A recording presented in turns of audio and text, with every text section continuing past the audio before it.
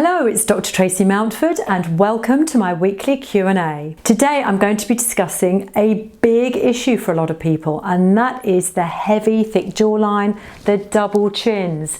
And double chins are not a good thing to have because they can make us look prematurely older, they can make us look slightly overweight when we're not. They're just not an attractive thing to have.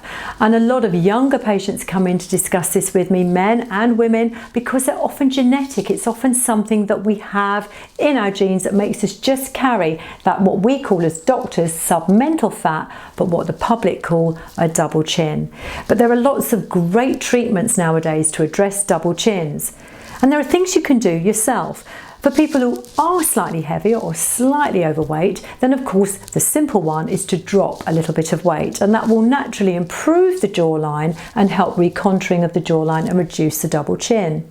But even when people have lost weight, if they have to, even after all of that effort, a double chin can still remain. And what we then do is look at very simple treatments to address that non-surgically.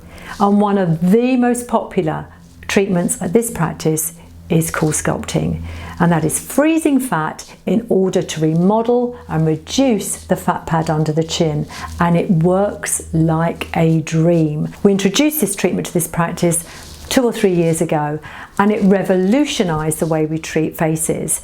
It makes faces look more attractive, more beautiful, more appealing, and it's so simple to do. What it requires is putting the CoolSculpting applicator to freeze the fat just placed under the jawline. If someone has a big, wider face, then often we will use 2 applicators overlapped, with an overlap in the middle where the fat is at its greatest, in order to get a sort of double hit there, and that can reduce and remodel the jaw beautifully. And sometimes it only takes 1 applicator just in the center to reduce the fat there.